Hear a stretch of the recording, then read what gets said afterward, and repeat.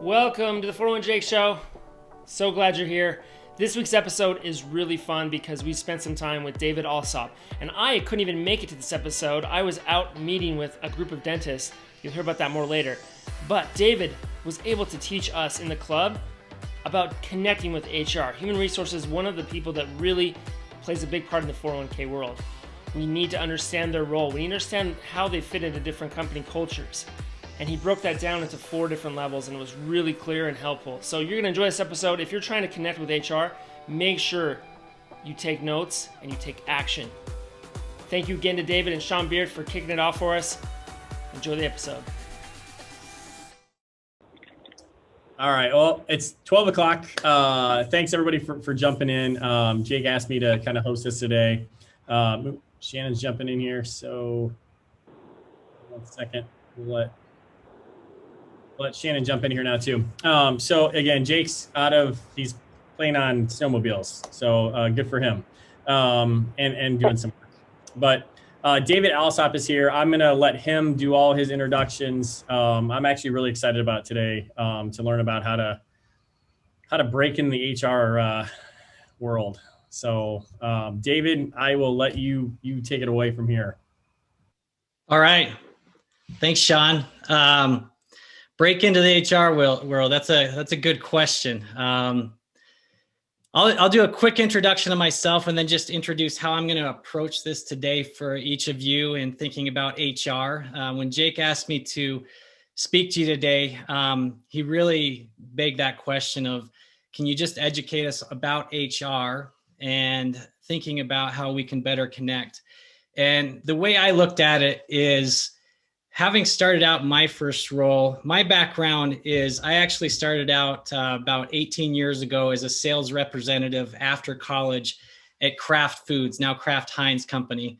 And so I had 3 years in sales where I think I was an okay salesperson. I don't promote myself to be an expert to you guys on selling and building the connections where you need to, but I know enough to know what you're dealing with and how you're dealing with that. So I was the crazy salesperson actually that decided I wanted to help human experience in the company that I was in at Kraft, help leaders and help employees succeed.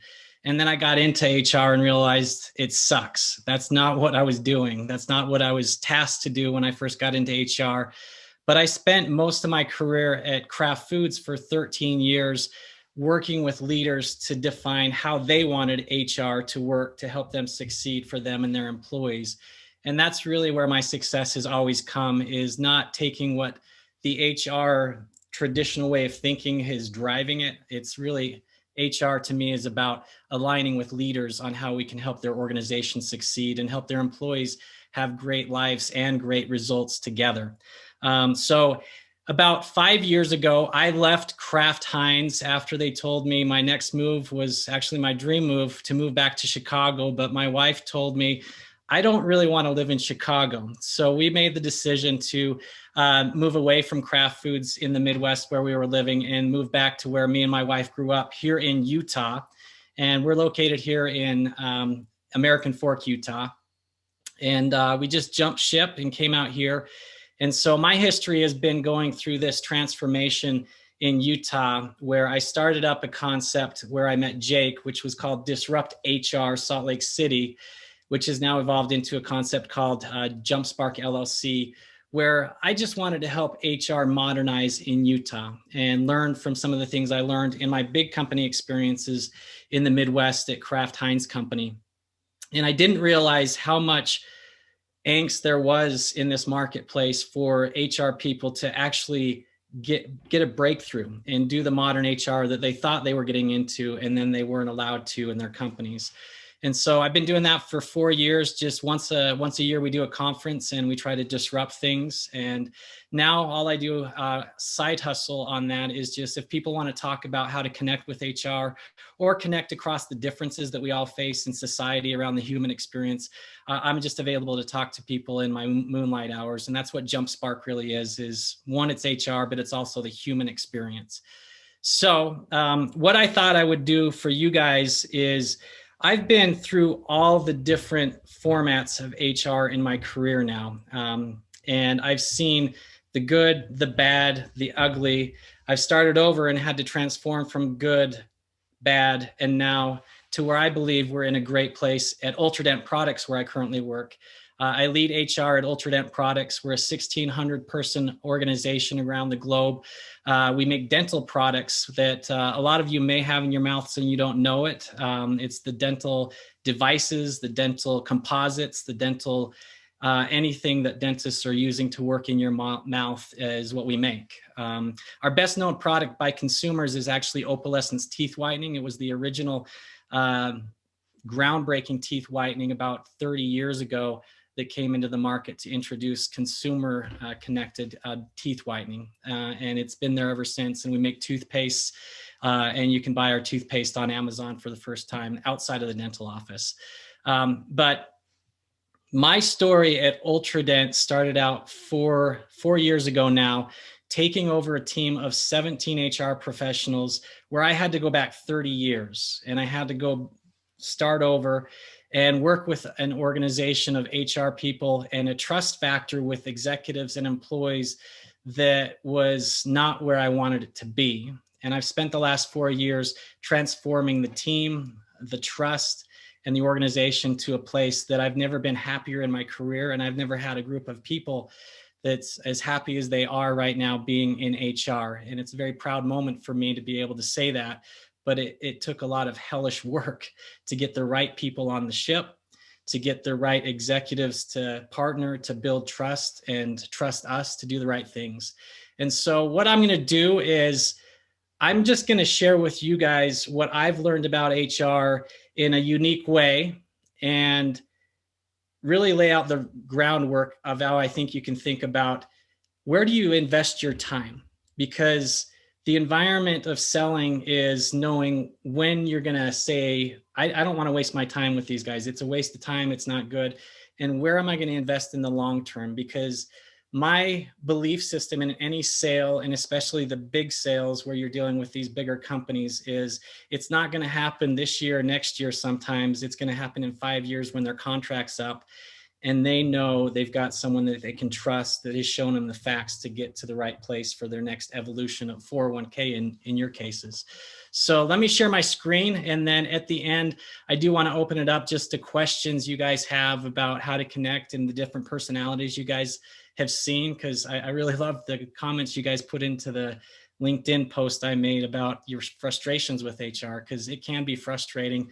And I know that. So what I'm going to do is I'm going to share my screen and I'm going to have a little bit of fun with this presentation. Okay, here we go.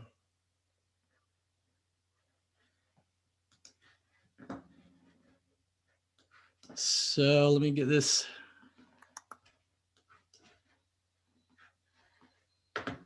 Sean, I think you can see the screen. I'm just going to make it bigger now. You see that okay? Yeah, you're good. Okay. So this is what I call human resources: knowing when to hold them, knowing when to fold them, knowing when to walk away, and knowing when to run. So I hope some of you know where that comes from. If you've never heard of Kenny Rogers, it's a song about gambling. I'm not going to promote myself to be a professional poker player, but I'm going to use the playing cards and the faces and the suites of playing cards to explain a couple things about HR, the influence levels that HR has in some cases, and then the responsibilities that they have in different fashions of HR. And by the end of it, I just want to give you guys a model that you can think about and try to apply in different ways to know that sometimes you just need to run and you need to get away from certain organizations where you're going to waste your time.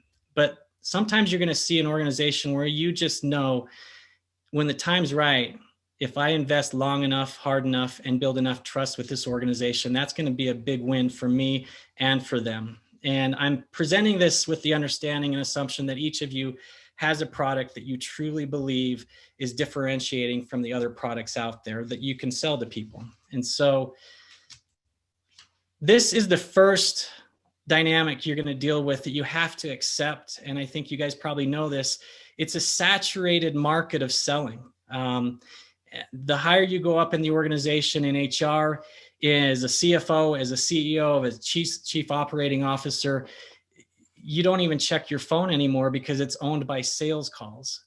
There is so much innovation out there. There's so much product out there. And then when you get into insurance and into 401k, it is truly a saturated market that even the best HR people just are trying to hide from the calls and figure out, when I'm ready, I'll call you.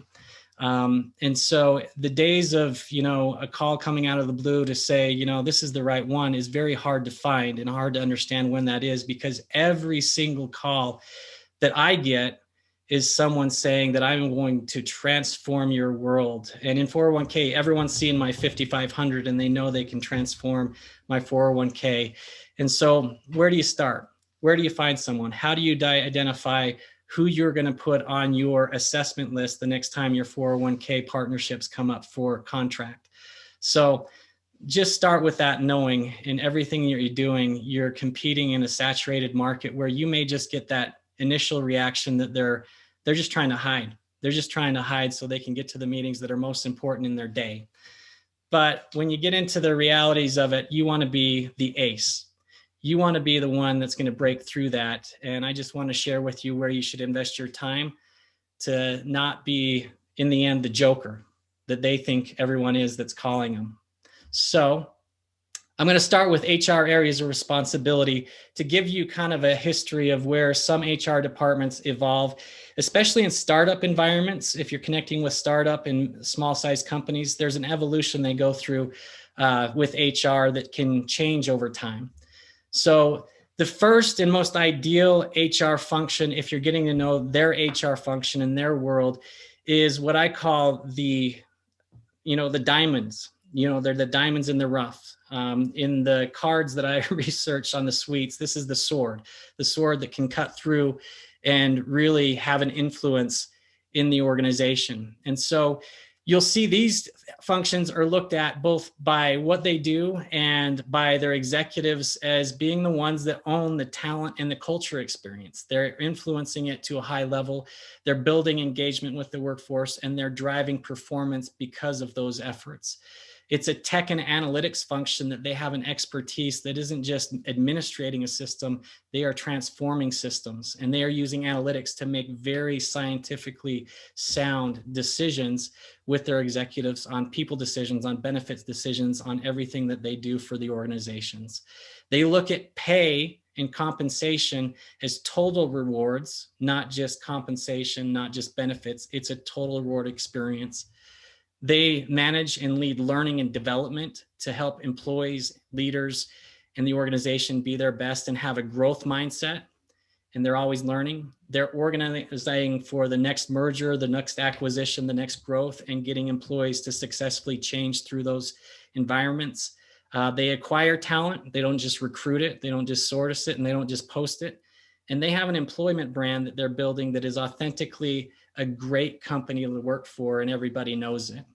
This, when it comes to areas of responsibility, is the ideal in an HR environment.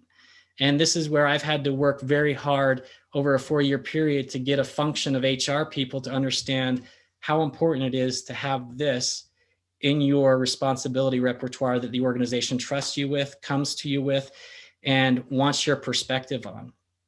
And so if you go to the next level down in the evolution of HR, you're going to see a function when you talk to them that they're dealing with employee issues constantly. And so employee relations in the HR world is the code word and the nice word for firing people legally. That's what they're dealing with. They're trying to make sure we don't get sued when we fire someone, is with the way the organization uses them. So they also have to do benefits. They have to manage the organization through policies. They do training every once in a while. And then they're administrating and sometimes doing events for the organization. But as you look at this, you're going to start to see less of an influence that they have on broad decisions and being less looked at as a trusted function in the organization. Then you're going to go down to the hearts, that they've got great hearts and they're trying their best, but they do even less for the organization. And for them, they do employee relations, just fighting the fires of employee issues, never trying to fix those issues, just trying to get them out the door and move to the next one that you might fire in 6 months. And they're administrating. Their training is just doing harassment training to make sure no one sexually assaults anybody, and they stop there. They have policies to make sure that everything's in control, and they do parties. And then the final kind of starting point where I see a lot of organizations in the startup world, especially the first time a CEO that starts up their company thinks about it in a lot of cases is, I just need someone to help me manage these issues with employees legally. I need them to administrate all this crap that I need to get off my plate. And we need to start creating some policies that prevent these employees from making bad decisions. So as you look from right to left on this picture that you see here, I'd invite you, when you interact with people, to kind of research their LinkedIn posts, research their background, research their career page to understand what are they doing in their company. Because it's very likely if you see them doing more and more of the things on the left side of this screen than they are on the right-hand side of the screen, they're actually going to be in an influential position to actually make decisions, to be trusted in their perspective, and for the CFO to rely on them to tell him what 401k to take, to rely on them on what decisions they do for benefits. And so that's the areas of responsibilities. Then you get into the HR leadership influence. And this is where I saw a lot of comments on why this and why that when you interact with people. And by the end of me sharing this with you, I hope you think about why some of these HR people probably aren't on their best days when you interact with them. Some of them are probably really stressed out. Some of them are probably annoyed as heck why they took this job, because it's not what they studied in their degree program. And I've been there. It's really hard to get outside of anything other than just surviving in your organization when you're not able to do the things that are actually influential in the organization. So I call these the ACEs on the left side. You've got certain leaders in HR that are proactively credible in the decision-making of the organization. More often than not, they're in the C-suite. They are at the table with the executives, really being relied on to make all of the decisions on the ideal state of the HR responsibilities that you saw on the previous slide. So they're really influencers. And this is really something you want to think about when you think about where you spend your time in investing in the long game with HR people. Because there's a point in time where you need to give up on HR and go to the CFO. There's a point in time you need to go to the CFO, the CEO, or the CEO just to see if there's going to be any click with that organization for you to invest time to become their new partner for their 401k. But if you see these kind of behaviors, if you notice these, if you're talking to them and having an interaction with them where you share with them what you're doing and they're sharing what they're doing, one, you can see if they're in the C-suite, they're a vice president or they're chief HR officer, those titles will usually indicate that they're in a decision-making role. And that's where you should try to invest and become the ace and not the joker for them. Then you have the kings and the queens. And I think we kind of all know what kings and queens are like these days is, they have authority perceived, but it's not real. It's not real influence. So these kings and queen HR influencers they're proactively trying to do the best things but it's a mixed credibility. It's mixed. And so they don't always have trust in the organization on their decisions. So a lot of times they'll get second guessed. They'll bring a really good idea that they think is out there, but they don't have facts.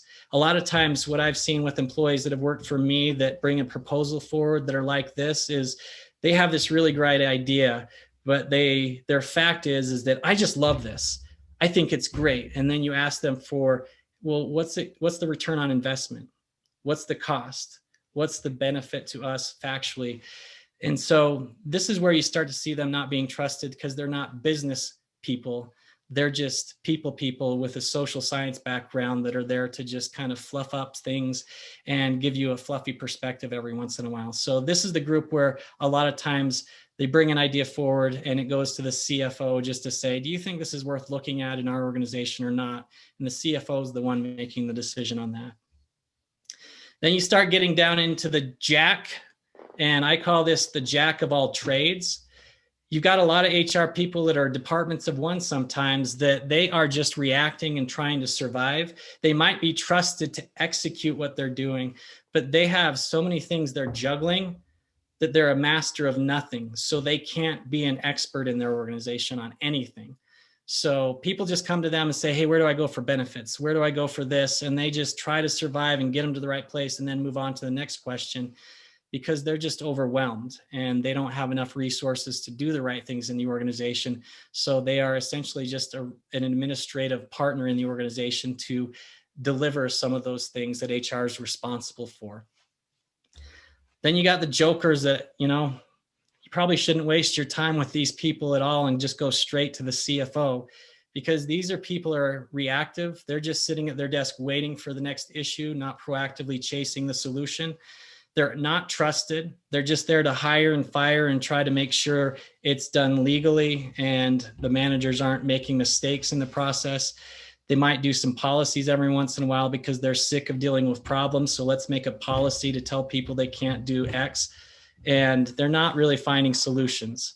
And then sometimes the company needs to do a party. So let's do that person that probably has plenty of time to do it in the HR function.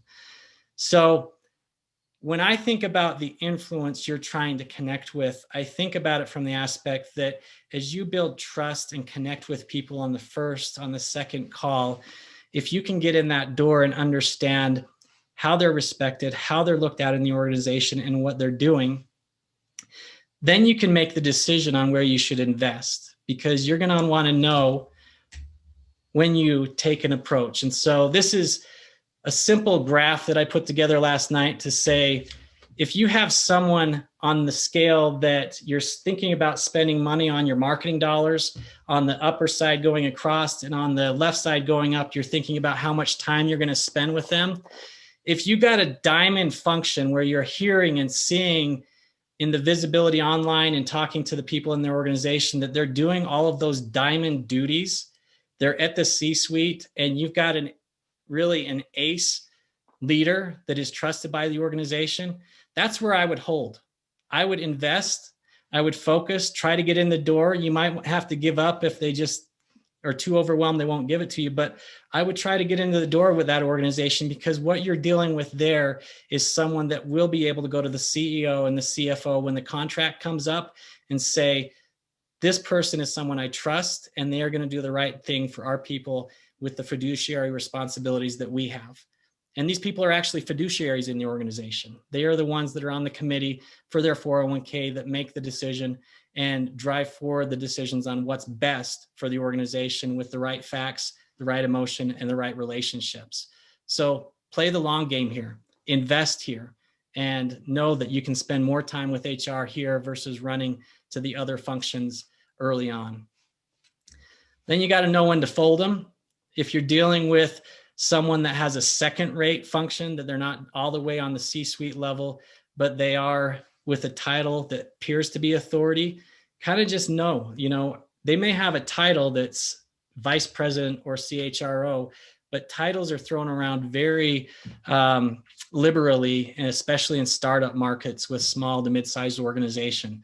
So, you're going to need to make a decision pretty quickly if you need to spend your time with the HR person, and know that, if they're not doing innovative things, if they're not a modern function in their organization, they're not going to be trusted.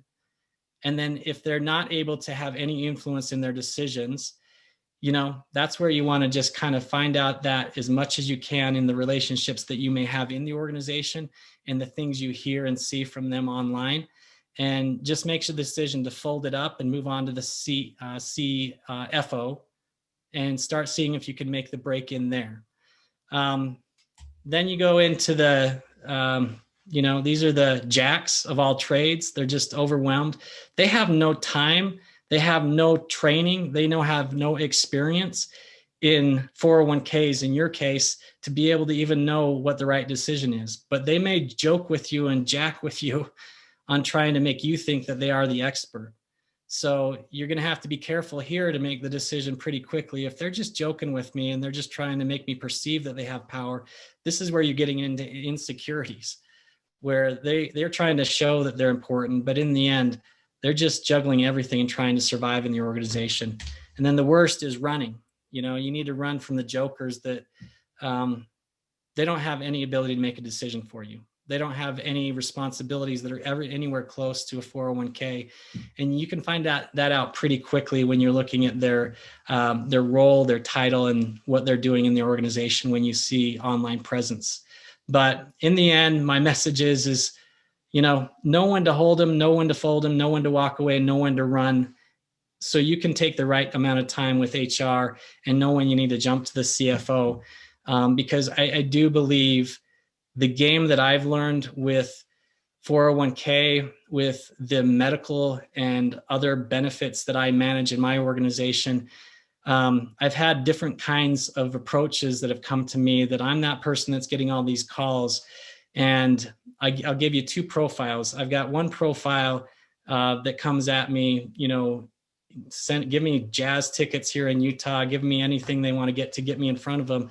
But the guy has no interest in me. They don't have any interest in anything other than, I want to get this sale. They don't take the time to do anything other than, connecting with me. And this one I'm thinking of, I actually networked with this person before I even got my job, and they treated me like crap. And then I got my job at one of the bigger organizations in Utah, and all of a sudden they knew my name, they were coming after me, and they were relating to me. And I always remember how they treated me when I wasn't someone.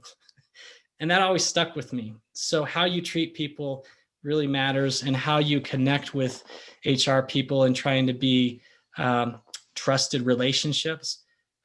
Take that time to build that relationship, like we're told as salespeople, to be able to be the one that's there long-term. Because if you can get them to spend time with you, once a year until their contract's up, and you're the one that they're spending the time with, that's going to be a good sign that you're going to be the one that at the top of their list when the time comes. So I'm going to open it up there and just break up, because you guys had some questions, and I just wanted to share that with the message of, take the right time in the right places, because as you get to know HR, and if there's anything I can do after this call to help you understand HR, I'm more than happy to do that. But I'll break this up, end this part. And Jake told me if you guys wanted to ask any questions, that's really the rest of my time that I was going to do for you guys.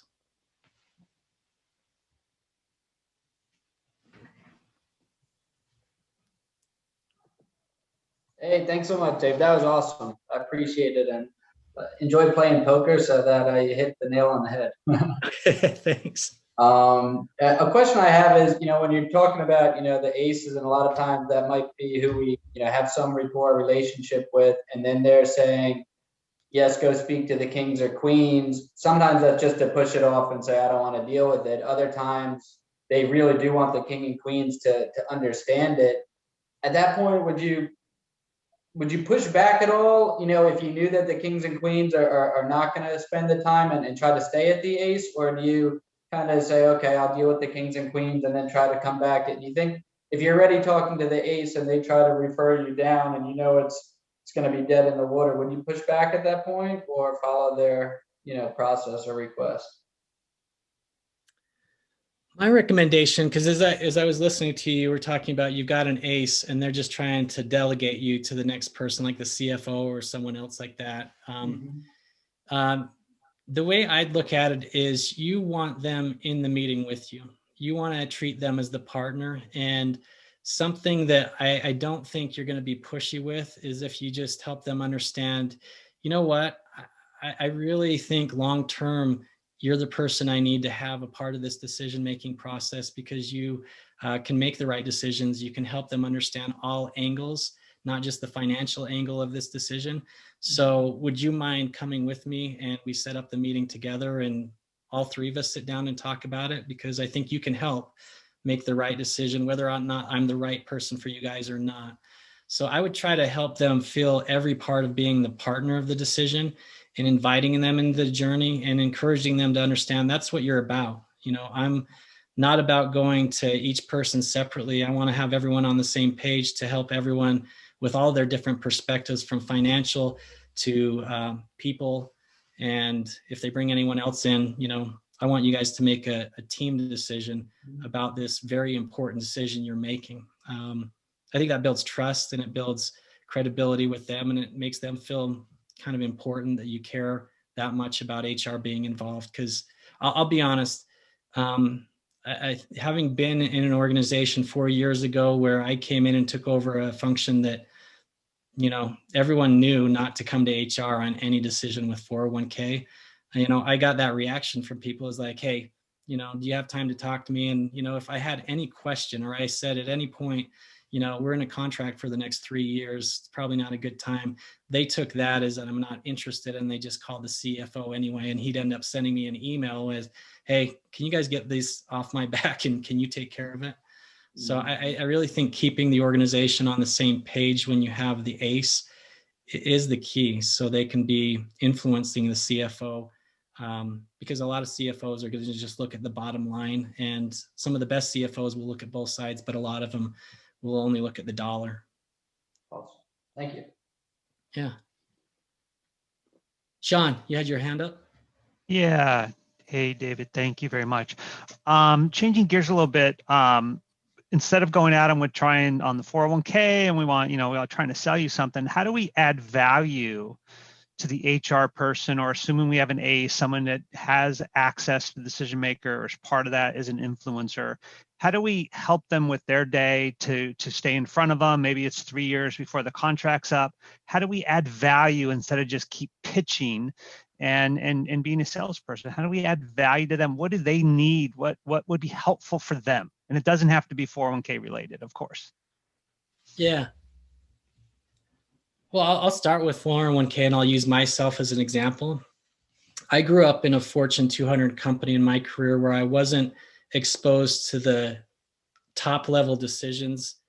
I got on committees towards the end when I became an executive at that company, but for the most part, I wasn't steeped in 401k and benefits and the decisions to make big dollar decisions until I was on committees at the end. And even then, I really wasn't educated like I should be.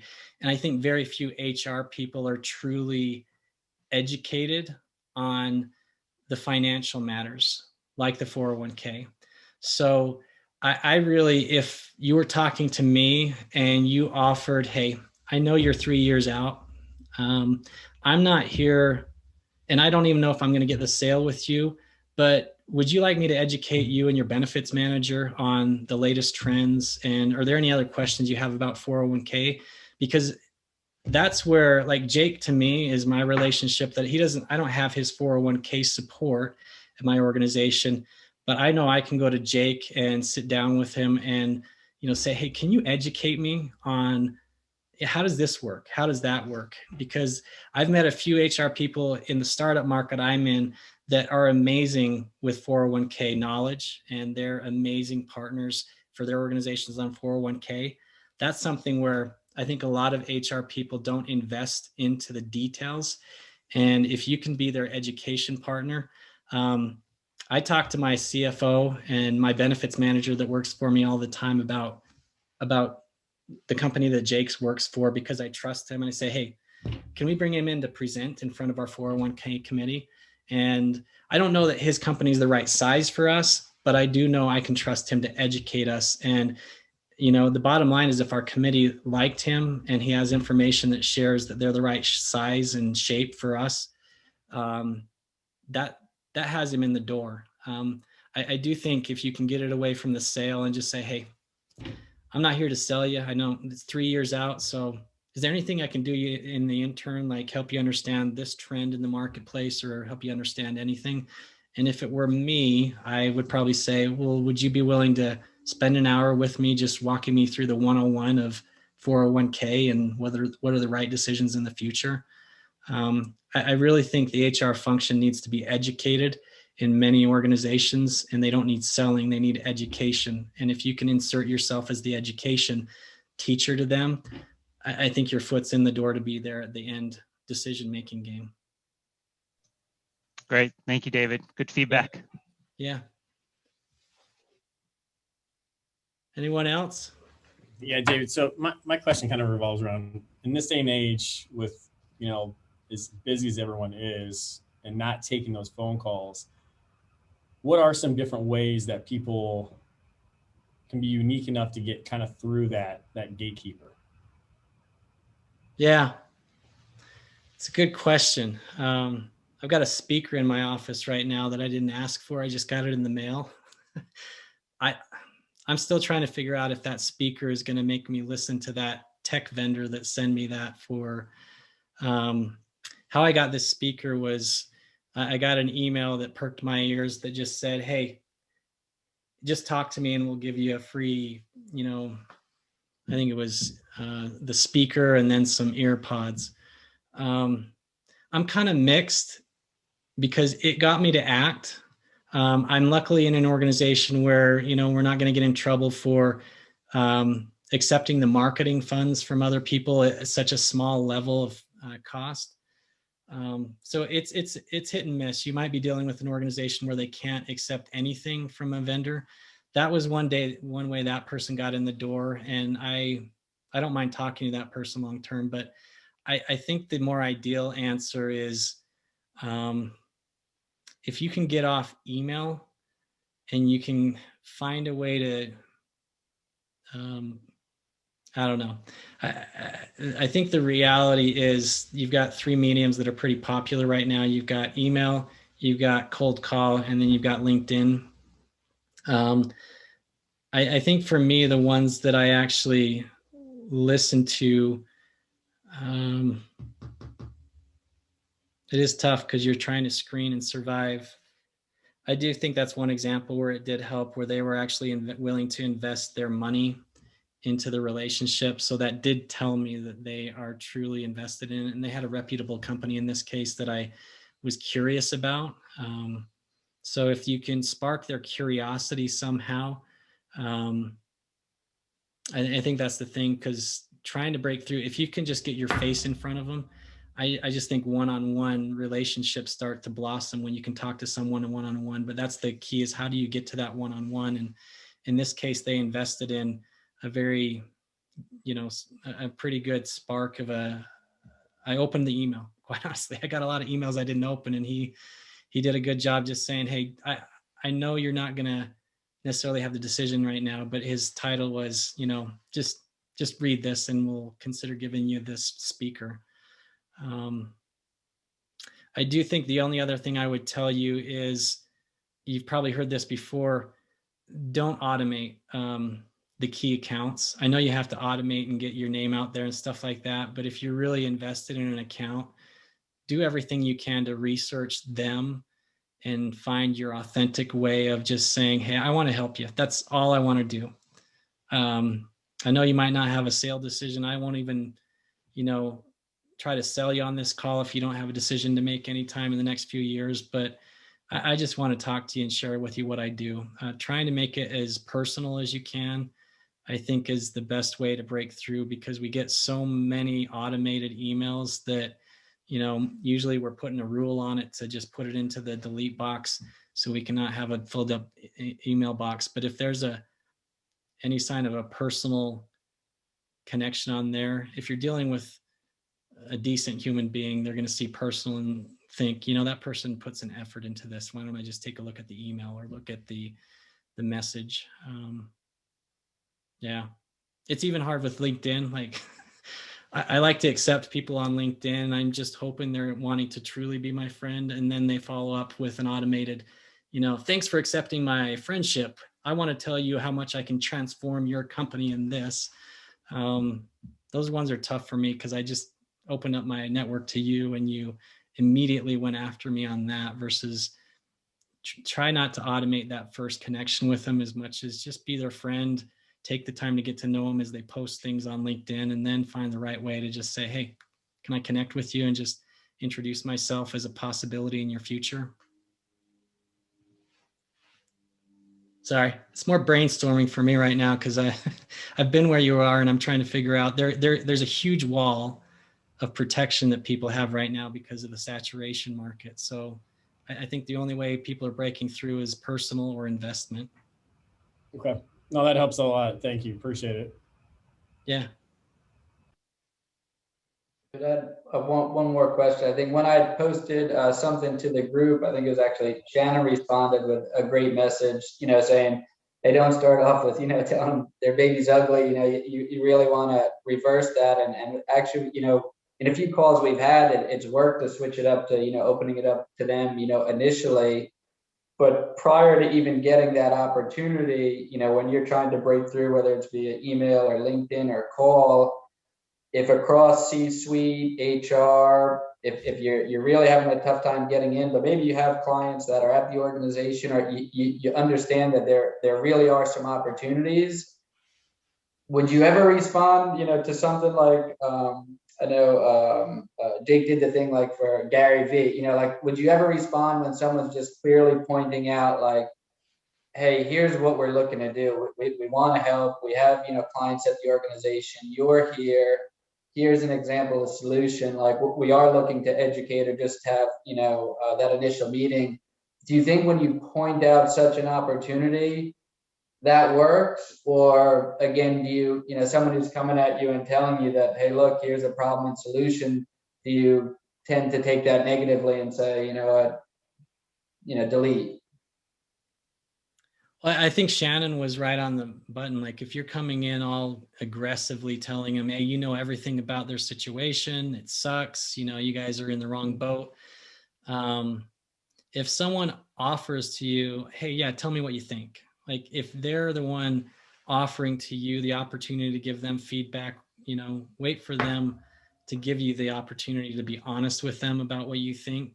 But usually honesty up front with a stranger relationship isn't the best approach. Building the honey into the relationship is the point where you get to a point where you say, hey, can I just be honest with you about what I've seen as I looked into your 5,500 and what I think we could do if you just give me the opportunity to educate you? I think there's just a point where you can build the trust to tell them, tactfully, that they've got a gap that you think you can help with. I just don't think you hit them up front, like Shannon said. I think you got to really ease into the relationship. I just consider, so my background is I thought about being a therapist. It's probably why I got into HR. In my undergrad, I got it in marriage, family, human development, and I took a therapy class. And one of the most important things, we talked about was, how do you build such a trust in the relationship that the honesty is constant and it's helpful and it's crucial is coming out. We all need honesty. We all need connection, but it's really not easy to take from a stranger. So that's the simplest way to say it is find a tactful way to say it when you feel the trust is right, to be able to say, hey, do you mind if I just give you some education that I think I've learned, just to verify that, am I seeing it right on what I'm seeing that could help you, or is there something I'm missing? Try to balance the aspect of their expertise that they should have, may not have, but they want to project that they have on their own plan. And rather than tell them their baby's ugly, just help them understand, hey, can I just verify that I could help you? Because I think I can. I think there's just a tact approach that sometimes I think the best salespeople find the tactful way to get to trust, and then they lay on honesty when they've got that relationship that is truly glued in trust. Whereas others really think, I deal with this all the time. Like, I'm just an honest person. Just get over it. The world needs to accept honesty. Well, we're not conditioned to trust strangers to tell us where we suck. Makes sense. Thank you. Yeah. I've got those up. I was gonna look at, maybe that's the way we can close out, is some of the comments you guys made. I think Michael said they seem to take it personal, as if improving the plan and admitting it isn't good where they're falling, and it seems the messenger gets shot. I think that's the same thing. How do you pass the message on? So addressing that, like you said, Mike, that's what you asked. Jake asked, I often find HR resists change, even when it's a huge win for the company, the employees, and the HR director. They often play it safe and end up hurting the culture while talking about improving it. Yeah. I do think that's something that happens, is from you guys sometimes see so clearly what they need to improve. If you don't get to the trust factor to help them understand it, they probably are, not taking the opportunity to invest in their employees like they should. And the bottom line is, if they're at the C-suite level, they should be a fiduciary responsibility. and they have an obligation to find the best constantly. And those are the best situations with those ACEs, because I just went through a training yesterday where my advisor company just walked us through all the regulations and told us about our fiduciary responsibility, that we have to do the right thing by our employees. And those are the ones that'll be most likely to not shoot everything down if you think you've got a product that's better.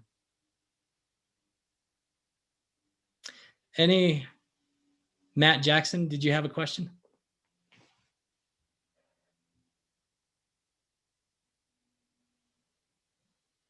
Okay. Well, hey, can you hear me, David? Yeah, I can hear you now. Thank you. First off, great presentation. I love the reminder to always treat people as humans and create value for other folks. Just thank you for bringing it front of mind and always keeping it front of mind for me. Question for you and for the group. You, in your capacity, as busy as you are, would you attend, if invited and worded the right way, a complimentary 401k workshop that was maybe 45 minutes that covered things from best practices, how to do a plan review, top to bottom? Is that something that somebody in your capacity might be interested in? Either a singular event or maybe a series over a lunchtime, 3 consecutive weeks in a row for 30 minutes, where first different subjects in each of the series. Maybe you got an invitation from your local SHRM chapter, or maybe through LinkedIn, or maybe through a video email. Thanks for answering. Yeah, I definitely think, if you're asking me, I'll just tell you, last night, like when I was thinking about presenting to you guys, it was a little bit intimidating for me because I'm not an expert in your arena like I should be. That's a development opportunity for me, but it's really hard to go out there and just find just a quick summary of end-to-end 101, how it all works without spending costs. So I do think free education is a good opportunity to get people connected and understand it, because a lot of the workshops we're clicking on right now are, come spend $45, come travel. The virtual world is starting to create people and companies to not spend any money on travel. So I don't know, doing in-person is needed. I definitely think, if you're asking me, someone else like me, or someone that's just starting up their career in HR and they're the HR department of one, free education, if it just came across as, hey, not trying to sell here, I just want to help people understand 401ks, nuts and bolts, so they can be experts like I am. That plays really well to me, because I don't really want to build a relationship with someone right now to, move out my 401k because we're in a good place. But I do want someone that's going to educate me just in a quick fashion. And I can get that from my current advisor, but sometimes we're just looking for a diverse perspective, because everyone's biased in some way. So if you can get, multiple perspectives, I do think it helps. And the free, I think it can only help you. And that's a classical marketing approach on a lot of things. Is you're seeing a lot of great marketing out there right now where they're saying, hey, just click this button and you can get a free white paper. A lot of us are getting sucked into that, and then they pop you, hey, thanks for signing up to this. Now, if you do this, you can get the extra version of this for only $9.99. It's the free up front that is a key marketing principle out there right now that gets people in. And if you can do the free up front without the $9.99 upgrade at the end, I think you'll get more people than you would otherwise saying, hey, come to our workshop for $50. Thank you for that. And being somebody who's in it for the long term, I kind of figure my mindset is, if I provide value over time and they have more questions, who they're probably going to ask? They might ask their current broker, but they also might ask me. And it sets the table for me to potentially develop a stronger relationship, because they've already heard me present. They understand my philosophy, and they may see me as an expert now that I've put on a good presentation. So thank you for saying that at least you'd be open to it. Yeah, I would be. I would be. And I just, the long term's the key. And I don't know, that long term really sticks with me because my father-in-law, for example, he was he was an insurance broker that really struggled for a long time, but he had a relationship of 20 years with a guy that came to him his last 5 years and transformed his ability to retire in one sale. And so I don't know if it's the same with 401ks, but it's that long-term relationship that at some point they'll buy. And if they're willing to stick around in the relationship, eventually you're going to be on the table to be considered if you're the right size and fit for their company. Hey, David, this is Shannon. I have a quick question for you. Yeah. And it kind of goes along with don't tell them their baby's ugly. Yeah. We as TPAs oftentimes get questions where we find out that the plan has a lot of problems. I had one call me yesterday, as a matter of fact, that there's definitely a control group issue and they haven't been offering the plan to the other 9 companies the guy owns. I mean, it's a mess. Mm-hmm. As an HR person that's calling me, asking me questions, it tends to scare them, but I feel like I have to be honest with them. Do you want me to be honest and tell you, I think that we've got some pretty serious problems. We need to get some other people on the phone, or wait until the 5th call to tell you, oh, you're really screwed up? Like they're calling you or you're calling them? Who's the They first? actually called me first and started talking to me. And we ask a lot of questions that a lot of other TPA firms, especially the big bundled places, don't ask. I'm just trying to get a feel for the client. And it's pretty easy to find when the same owner owns 8 other companies and they haven't been covering the other 8 other companies. I mean, that's a problem. So the first thing you do is go, oh my God, you're in so much trouble. Yeah. Well, I think especially in the startup markets, I've seen so much miseducation, misunderstanding in Utah, where it's one of the highest growth markets right now, but a lot of people get burned because they just don't know what they don't know. So I do think like the way you just said it, that you said, I think you need to have someone really look at what you're doing, because I'm looking on the outside in and there's clearly other information that I don't know, but I would tell you, you may have a risk that you need to look at, that whoever's making the decisions on these accounts may not realize the risk that it's putting you guys in. I think you can package it in a way that, you can let them know, hey, this is my field. This is what I do. And, I was able to look at this information, and from the outside in, there's just some very clear alarms that if you ever got audited or you ever got caught doing what's happening, you might want to look at it. But I don't know for sure. I just think, from what I'm seeing, it's worth looking at. Would you like me to help you look at it? Yeah, I've had to really learn to calm down my vocabulary over the past 25 years, because my first instinct is to go, oh my God, you're screwed. You're so done. And that scares them off right away. Well, and I told it from the start, one of those face cards, a lot of those are very insecure people that they don't want to admit their mistakes. They don't want to admit the reality. So I do think in HR, one of the reasons I'm passionate in this marketplace of trying to get people to think differently about HR and not accept that they're just going to be shoved into a corner is I saw it in my organization. People didn't like my function. I got feedback when I came in on how people need to change who they are. And a lot of what they were dealing with is a bunch of insecure people that just had to fight with the organization because they weren't respected. And so you do deal with insecurity with HR people, because there's pecking orders of functions. And it is a lot different in, like, if you were to talk to me before 2 years ago, I didn't have time to accept that we were doing anything wrong, because I had so many things wrong. Yeah.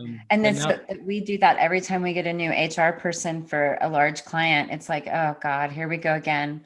Because they come in and immediately have to prove their worth. Yeah. And one of the ways they prove their worth is by putting the 401k out to bid and then telling us how much they know about the 401k plan. And I'm just like, okay, can I help, please? Oh yeah. Yeah, no, No, I know how that is. Yeah, it can be hard as an HR person because you just have a lot of pressure on you to deliver something that in some organizations is impossible because the CEO sometimes doesn't want you to do innovative things. He just wants you to buckle down and fire people the right way. Yeah. No, I appreciate the question. This has been education for me just to see your guys' experience because it's helpful to, I don't know, it's just helpful to look at both sides of the street because sometimes we don't have empathy for the different sides of the sales equation. So I know I've taken up too much time, so I'll just give my email address if you ever wanted to chat or connect or ask questions. I'm always available just to help people understand how to think about HR. So my email address for Jumpspark is david@thejumpspark.com. So if you ever wanted to connect, feel free to reach out. But otherwise, I appreciate what you guys do and appreciate the opportunity to help. Have a great weekend, everybody. Thanks for the time. All right, episode's over. Thank you so much for listening. Thank you to David so much. He was able to provide so much value for us. I also want to leave you 2 things to do. Take action. First, subscribe to the podcast and the YouTube channel. Make sure that you're following along because there's going to be continuous content in here to help you win more 401k business, and I want you to understand and learn from what we're doing. I also want you to text me. Text is the new way that people are connecting faster, quicker. Email is still really important, but text is even stronger, and I'm doing this to teach you how it works. So text me, 385-220-8548. Just shoot me a text, say hi, and I'll make sure you keep in the loop of all the things we're doing in the club to help you win more business. Get out there. Have a good day. See ya.